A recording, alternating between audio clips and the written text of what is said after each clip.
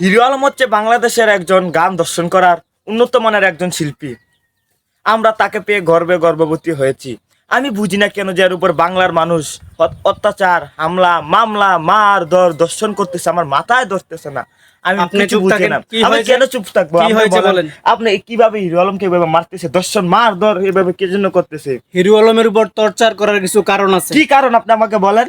আপনি চুপ থাকেন, আমি মুখে চুপ মুখে থাকতে কথা পারবো না। বলবেন আমি না। কি করবেন আপনি আপনি বলেন। বেয়াদব। আমি কি বেয়াদব? আপনি মুখে মুখে কথা বলেন। হ্যাঁ, আমি মুখে মুখে, আপনি কি বলবেন বলেন। চুপ থাকেন। হ্যাঁ, আমি চুপ থাকতেছি, আপনি বলেন। আল্লাহর অশেষ রহমত, হিরো আলম একজন ছেলে হয়ে জন্ম নিয়েছে। যদি সে মেয়ে হইতো তাহলে তারে বাংলাদেশের মানুষ, গোটা বাংলার মানুষ তাকে কি দর্শন কইরা মাইরা লাইতো। ঠিক কিনা কন?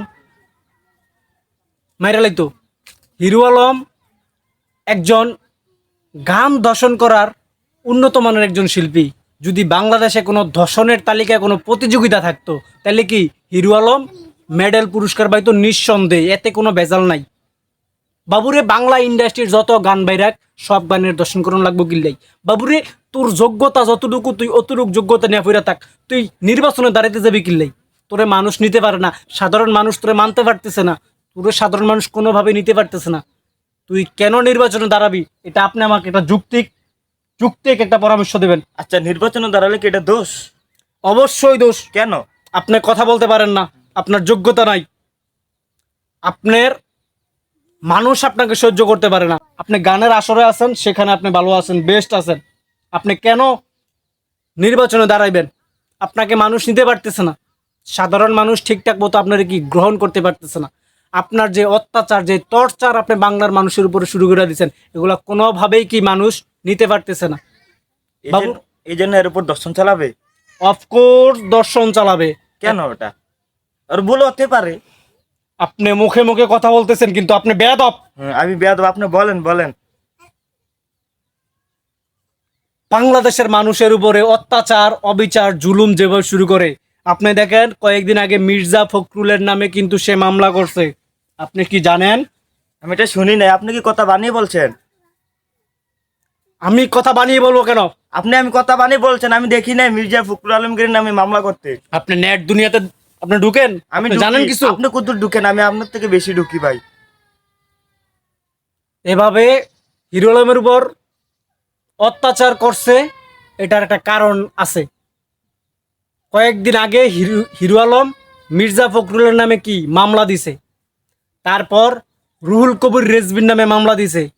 এগুলা মানুষ নিতে পারে না বিদায়, মানুষ সহ্য করতে পারে না বিদায়, তারা কি হিরো আলমের উপর টর্চার শুরু করছে, হিরো আলমের উপর অত্যাচার করছে। এতে কোনো ভেজাল নাই। ঠিক আছে, আমি মানি সে একজন গান দর্শন করার একজন শিল্পী। বিগত কয়েকদিনে আপনারা দেখছেন বন্যা কবলিত মানুষদের পাশে গিয়ে কিন্তু হিরো আলম দাঁড়াইছে, তার এটা প্লাস পয়েন্ট, আমি তার সাপোর্ট করি। কিন্তু এই নয় যে সে বাংলা ইন্ডাস্ট্রির প্রত্যেকটা গান দর্শন করবে। আপনি জানেন কয়েকদিন আগে তুফান সিনেমা রিলিজ হয়েছিল, আপনি কি জানেন সেটা? হ্যাঁ, জানি। সেই গান দুষ্টু কুকিল নাচের হে কুহু কুহু কুহু কু, এই গানটাও সে দর্শন করে দিছে। আপনি কি জানেন? হ্যাঁ, জানি। তাহলে আপনি কিভাবে, কোন মুখে আপনি কথা বলতেছেন? এভাবে যদি প্রত্যেকটা গানকে দর্শন করে, এটা কি তার অপরাধ? অফকোর্স অপরাধ। কেন এটা অপরাধ হতে পারে? ওই শিল্পী হবে, ওই দর্শন করতেই পারে, স্বাভাবিক। বাবুরে, একখানা কোনোভাবে কি নেট দুনিয়ার ভিতরে কি শান্তি পায় না? বাবুরে, প্রত্যেকটা গান, প্রত্যেকটা সিনেমা, প্রত্যেকটা কি গজল সে দর্শন করে দেয়। কয়েক বছর আগে একটা গজল বাড়িয়েছিল, সু আমিন ইল্লিশু আলকিমাল্লা কি হা দিল হে কিল হা কিল হে কিউ বয়ার সাহালাম তি হা। আপনি কি জানেন সেটা? আমি জানি। সেটাকেও কিন্তু কি সে ধর্ষণ করে দিছে। ধর্ষণের তালিকায় কিন্তু সেই গজলটাও উঠা গেছে, রেহাই পায় নাই তার হাত থেকে। বাবুরে, এভাবে আমার মনে হয় যে শেখ হাসিনা দেশের ভিতরে যেভাবে মানুষের উপর অত্যাচার, অবিচার, জুলুম করছে, তার থেকেও কি হিরো আলম মানসিক লেভেলের টর্চার বেশি করতেছে। আমার এখন মনে হইতেছে, এই সিচুয়েশনে আইসা আমার মনে হইতেছে যে বাবুরে, হাসিনারে দেশ থেকে না তাড়াইয়া তার একখানা দেশে থেকে তাড়ানোর দরকার ছিল। আপনি কখনো পারবেন না, হিরো আলমকে কখনো দেশ থেকে তাড়াতে পারবেন না আপনি। অফকোর্স পারবে। পারবে না।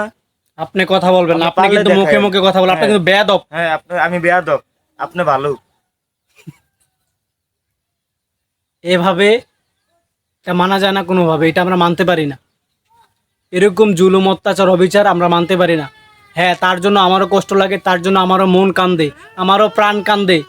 হিরো আলম হিরো আলম একটা